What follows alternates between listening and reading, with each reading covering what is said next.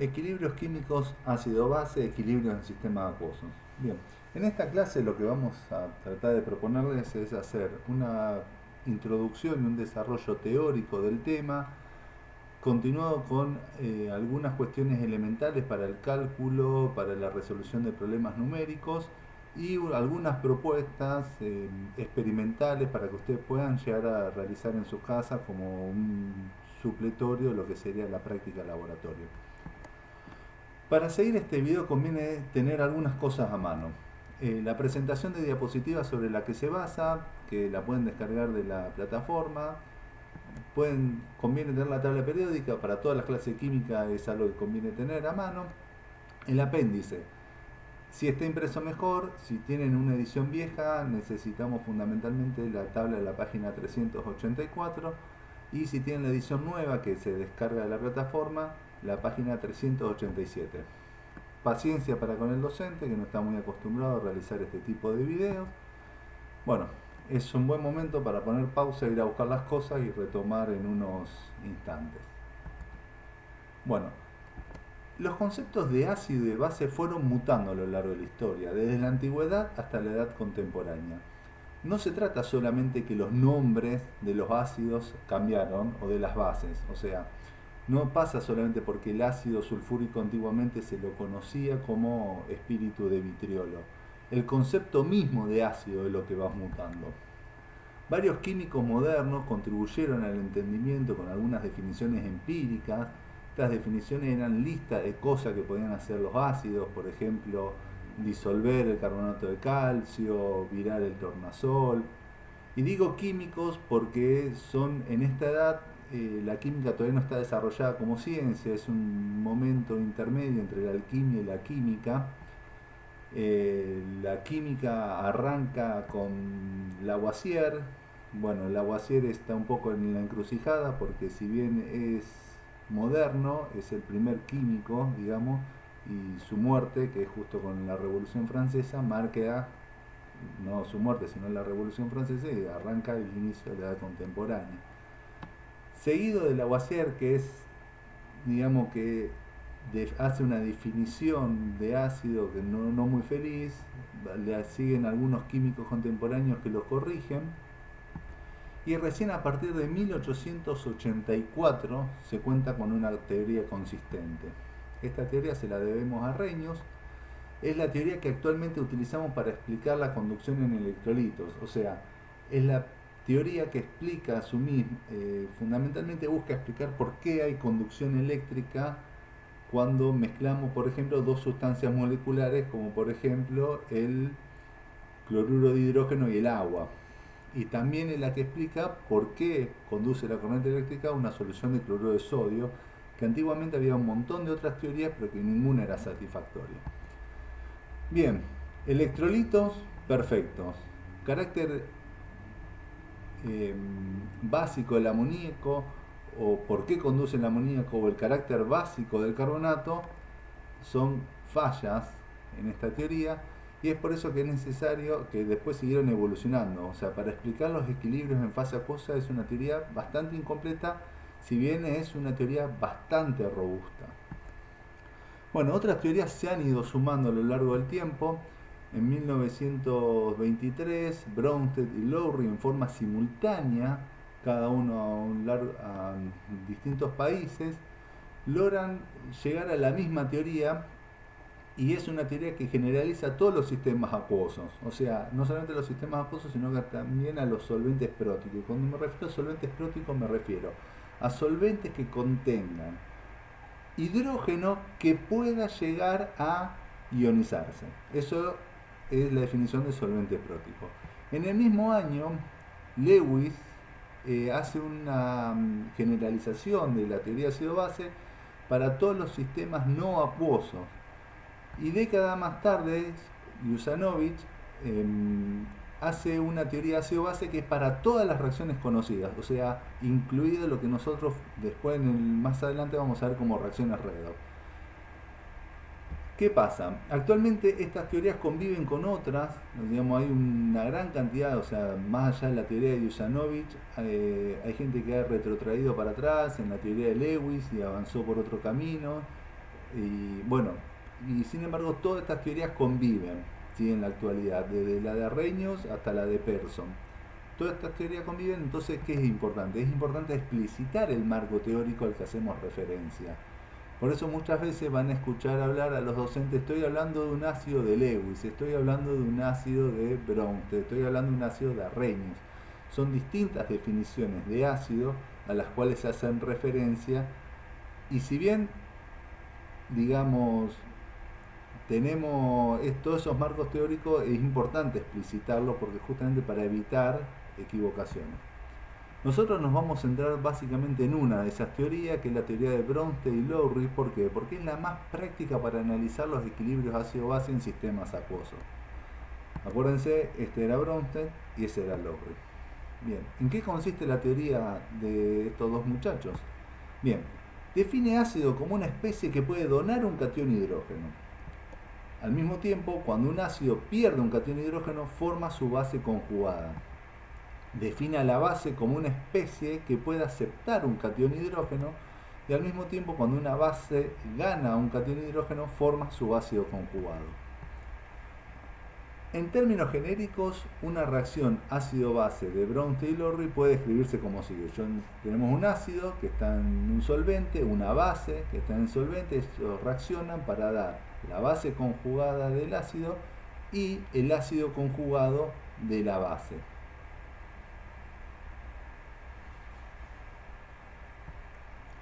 Bien, esta teoría establece una escala donde no hay absolutos.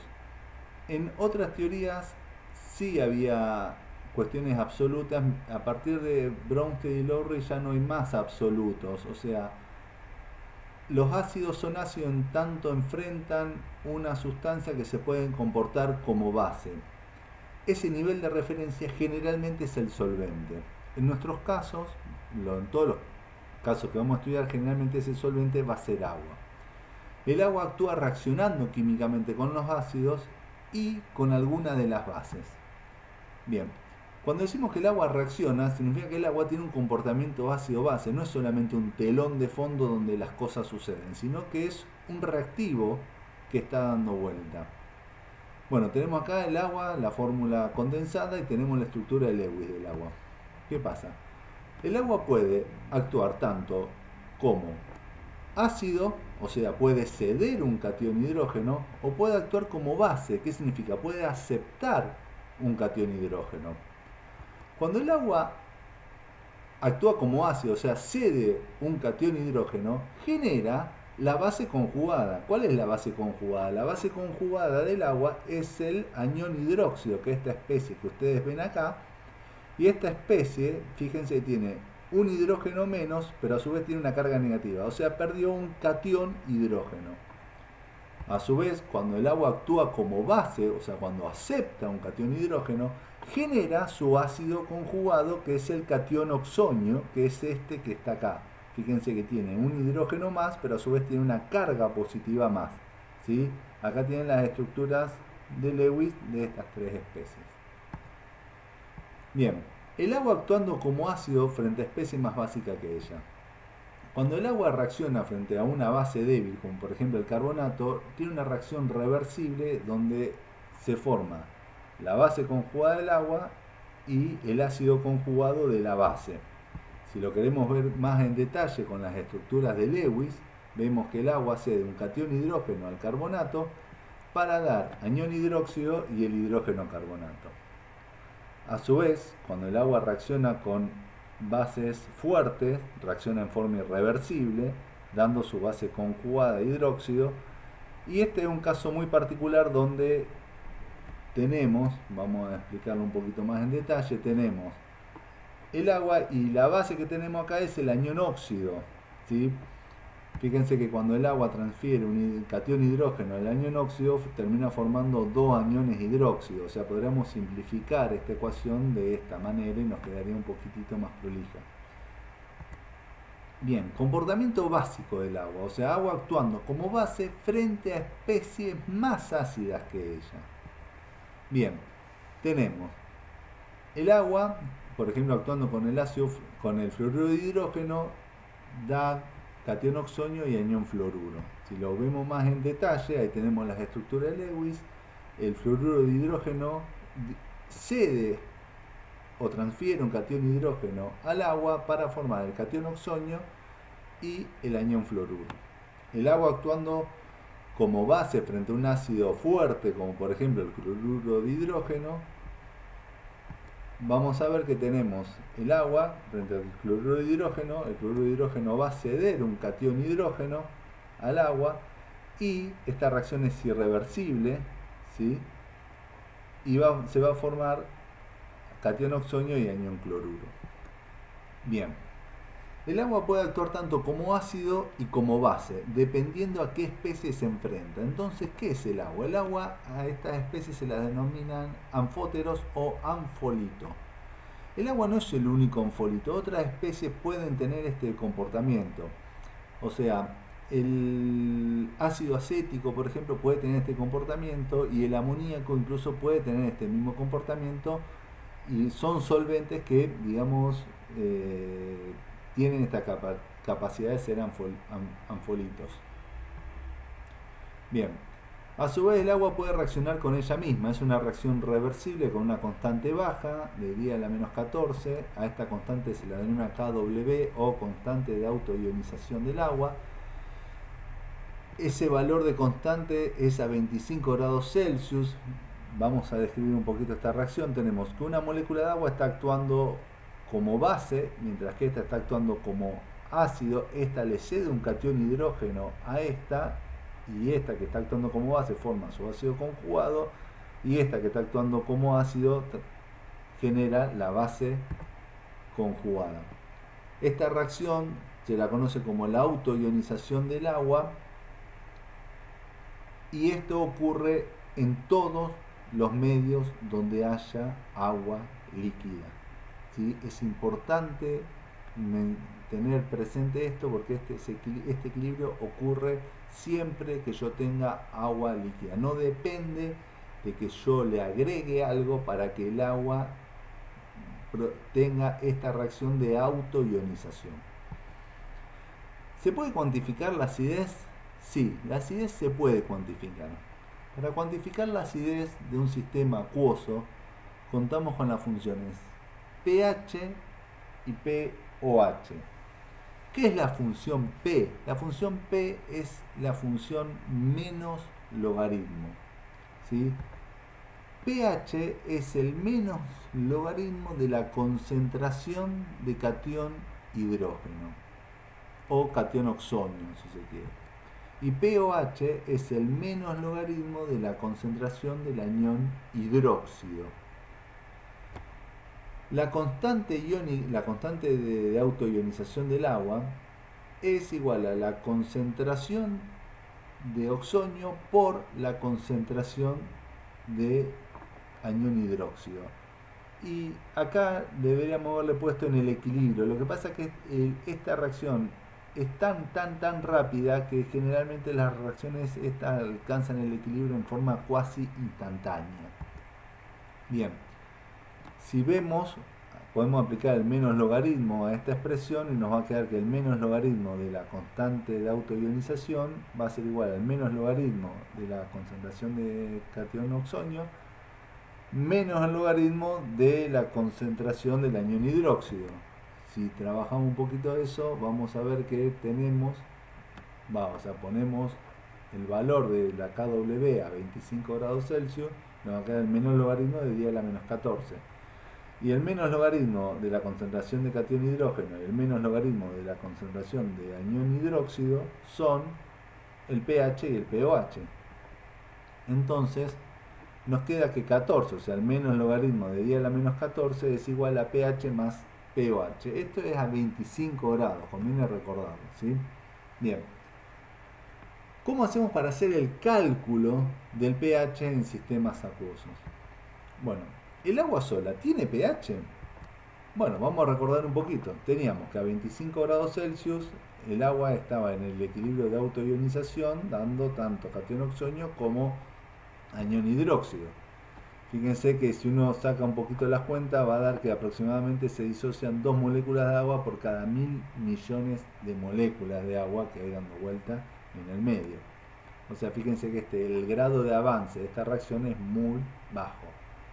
Bien, tenemos la expresión teórica de la constante y vemos que como todo el catión oxonio presente en la solución acuosa se forma a la par que el anión hidróxido en una relación estequiométrica 1 a 1, cuando no hay otra cosa en ese solvente, o sea, cuando es solamente agua líquida, es lo único que tengo, la concentración de oxonio y de hidróxido es igual.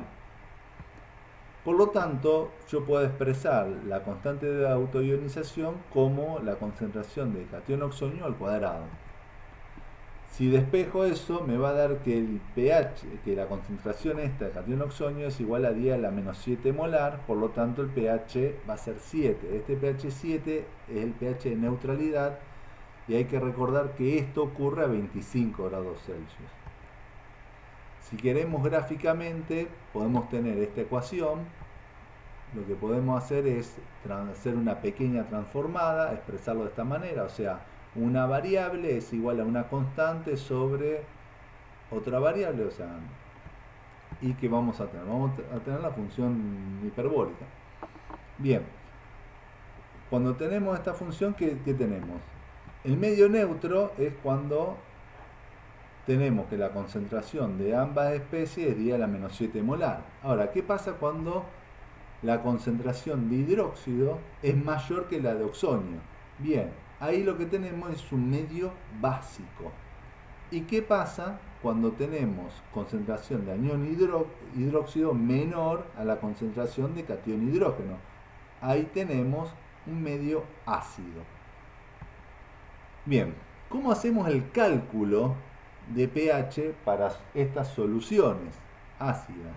Bien, para soluciones de ácidos fuertes, lo que vamos a tener es, y cuando me refiero a ácido fuerte me refiero a que son especies químicas que son más ácidas que el oxonio. Por lo tanto, la reacción con el agua es irreversible y todo el ácido presente reacciona con el agua. Cuando ustedes quieren buscar esto, si van a la tabla de ácidos, de las constantes ácidas, de los ácidos y las bases frente al agua a 25 grados Celsius, o sea, página 384 o 387 de la edición nueva del apéndice, van a ver que son los ácidos, son los que están arriba de todo a la izquierda. Bueno, ejemplo, vamos a tomar el ácido clorhídrico de concentración C molar. ¿Qué significa C molar? Una concentración cualquiera. Después vamos a ver que esta concentración cualquiera no va a ser cualquiera, va a estar dentro de un rango. Pero por ahora dejemos que sea una concentración C cualquiera, después nos ocupamos dentro de qué rango está esa concentración. Bueno, el agua reacciona químicamente con el cloruro de hidrógeno y se produce la ionización y disociación iónica. Fíjense que es importante esto, porque yo marco la ionización y disociación iónica. ¿Por qué digo ionización? Porque son dos especies moleculares. Tanto el agua como el cloruro de hidrógeno son dos especies moleculares, ¿sí? Este es líquido a temperatura ambiente con una temperatura de ebullición relativamente baja, y el cloruro de hidrógeno es prácticamente gaseoso a temperatura ambiente o vapor a temperatura ambiente, y es una especie molecular. Cuando estas dos especies moleculares se mezclan, se produce una ionización y una disociación iónica. Si yo planteo una condición inicial, vamos a resaltar un poquito esto. Yo tengo una condición inicial donde tengo agua, que como es solvente yo no le voy a calcular la concentración. Voy a tener el cloruro de hidrógeno en una concentración C molar y voy a despreciar la concentración de catión oxonio presente debido a la autoionización del agua. ¿Por qué? Porque esto vamos a hacer una suerte de atajo didáctico en este sentido, o atajo conceptual. Vamos a decir que cuando hay un ácido más fuerte que el agua, la autoionización del agua no cursa tanto, o sea, está inhibido. Entonces, la concentración de catión oxonio presente va a estar debida a esta reacción química y no a la reacción química que yo tenía a causa del agua. Bien, entonces, tanto el cloruro como el catión oxonio yo tengo cantidades despreciables. Ocurre un cambio en el cual el agua no lo voy a tener en cuenta. Como es una reacción irreversible, va a cruzar con agotamiento reactivo limitante. Como cursa con agotamiento reactivo limitante y el agua es el solvente, está claro que el que se agota es el ácido clorhídrico, o sea, el cloruro de hidrógeno. Y esto me genera catión oxonio y anión cloruro. ¿En qué concentraciones? C molar y C molar. O sea, la condición final que yo tengo es agua no lo tengo en cuenta, no voy a tener nada de cloruro de hidrógeno, que lo tenía inicialmente, y voy a tener C molar de catión hidrógeno y C molar de anión cloruro. Bien, o sea que la concentración de catión hidrógeno es igual a la concentración C, o sea, la concentración analítica del ácido. Cuando me refiero a la concentración analítica del ácido, me refiero a la concentración que dice el frasco. O sea, cuando ustedes están en un laboratorio y ven un frasquito que dice ácido clorhídrico 0,1 molar, ese 0,1 molar es lo que se conoce como concentración C o concentración analítica. Bien, entonces tenemos que el pH es el menos logaritmo de esa concentración. ¿Qué pasa? Antes les había dicho que el cloruro de hidrógeno era una especie molecular y el agua también, o sea, uno no esperaría conducción en agua, que esto era lo que justamente descula de alguna manera a Arrhenius con su teoría de la disociación iónica. Las soluciones acuosas de ácidos moleculares fuertes generan iones a la misma concentración molar de la que tiene el ácido, la concentración analítica del ácido. Y esos iones pueden transportar la corriente eléctrica cuando se somete a una diferencia de potencial. Entonces esto se lo conoce como electrolitos fuertes. Supongamos que tenemos un recipiente con esta solución que se conoce como ácido clorhídrico. Conectamos dos electrodos, esos electrodos los conectamos a una fuente. Esto va a conducir, o sea, esto se puede evidenciar muy fácil. No sugiero que hagan esto en sus casas porque es, digamos, puede ser un poquito problemático, pero bueno, en el laboratorio solíamos hacerlo. Bueno, cálculo de pH para soluciones ácidas, soluciones de ácidos débiles. ¿Qué me refiero con ácidos débiles? Son especies más ácidas que el agua, pero más débiles que el oxonio.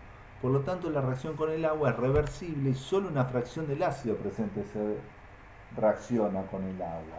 Son los que están, si ustedes bajan por la tabla de la página 384, son los que ya sean ácidos débiles o ácidos muy débiles, son los que están situados por debajo de los ácidos fuertes, o que están, digamos, sería el apartado 2 y el apartado 3 de esa tabla. Bien, ¿qué significa que una parte del ácido reaccione y la otra no? O sea, vamos a tomar un ejemplo, ácido fluoruro de hidrógeno, concentración C molar. Tenemos la reacción es reversible, o sea, que tiene un cierto grado de avance, no es total. Y acá tenemos una constante, que acá me quedó una constante que no es la que corresponde, es otra, pero bueno, el ejemplo sirve igual.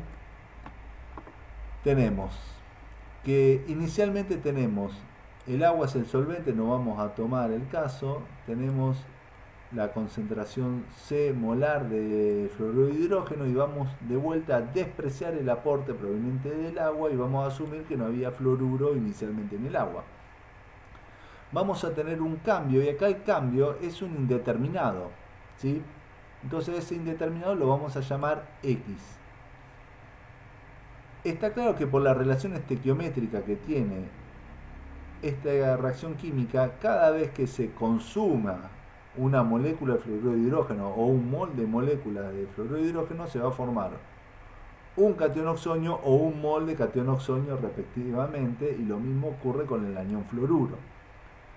Al final del ácido molecular, o sea, del fluoruro de hidrógeno, yo voy a tener la concentración inicial C menos lo que se reaccionó químicamente con el agua, y de catión oxonio yo voy a tener X y de anión fluoruro voy a tener X. ¿Por qué me sirve esto? Me sirve para decir, por empezar, que bueno, que estas concentraciones van a ser iguales y me va a permitir pasar de la expresión teórica de la constante ácida, que la constante ácida yo la tengo como la concentración de cation hidrógeno, por la concentración del anión, o sea que es la base conjugada del fluoruro de hidrógeno, dividido la concentración libre. No, fíjense que no es la concentración inicial, sino que es la concentración libre, es lo que quedó, ¿sí? Y fíjense que acá yo tenía tres incógnitas y una ecuación, mientras que acá tengo una incógnita para una ecuación. Está bien, ustedes me dirán, está al cuadrado, por lo tanto hay que hacer la cuadrática. Sí, esa es la respuesta que se puede tomar, es una opción, pero que ustedes la pueden resolver si quieren con sus calculadoras científicas, pero hay una opción que es un atajo, digamos, que se puede tomar, que cuando X, o sea, cuando el cambio que yo tengo, el grado de ionización del ácido es mucho más chico que su concentración C molar, que esto ocurre cuando las constantes de los ácidos son bajas, C menos X es aproximadamente C. O sea, yo estoy despreciando, ¿sí?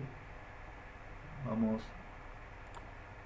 yo estoy despreciando la X acá, ¿sí? Y estoy pasando de esta fórmula a esta fórmula, ¿sí? Entonces me queda que la constante ácida es igual al X, o sea, a lo que se ionizó el ácido, al cuadrado sobre la concentración analítica. Si trabajo un poquito esta ecuación, me queda que la concentración de cation oxonio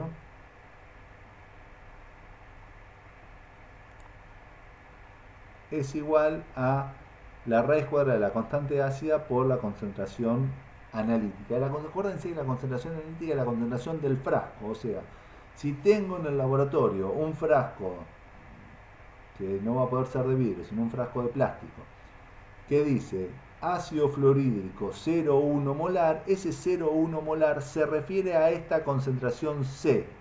Fíjense que ni siquiera es la concentración de fluoruro de hidrógeno y tampoco es la concentración de cation oxonio, ¿sí?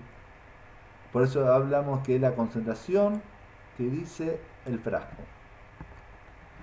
Y por último tenemos que si a esta fórmula le aplico, o a esta ecuación le aplicamos el menos logaritmo, obtenemos que el pH es igual al menos logaritmo de la raíz cuadrada de la constante ácida por la concentración analítica. Fíjense que con ácidos débiles es un poquitito más complicado el cálculo, pero no tanto, es sencillamente incorporar esta fórmula abreviada a los ejercicios. ¿Qué va a ocurrir con el tema de la conducción eléctrica? Porque antes yo todo el ácido que disolvía se ionizaba y se disociaba, y ahora solamente una parte. Bueno, las soluciones acuosas de ácidos moleculares débiles generan pocos iones que pueden aportar la corriente cuando se los somete a una diferencia de potencial. ¿Qué significa esto? Que estos electrolitos se los conoce como electrolitos débiles, ¿sí? O sea, el mismo sistema de antes, o sea, la misma situación hipotética de antes, yo tengo un recipiente donde conecté dos conectores, tengo un circuito, tengo una lamparita conectada a ese circuito, cuando conecto la fuente, ya el brillo de la lamparita no va a ser tan alto como fue en el caso anterior. Si quieren, para jugar un poquito con estas simulaciones, jugar tanto con lo que sería la concentración, porque hay varias preguntas que pasan acá. Pero ¿qué pasa si el ácido débil está muy concentrado?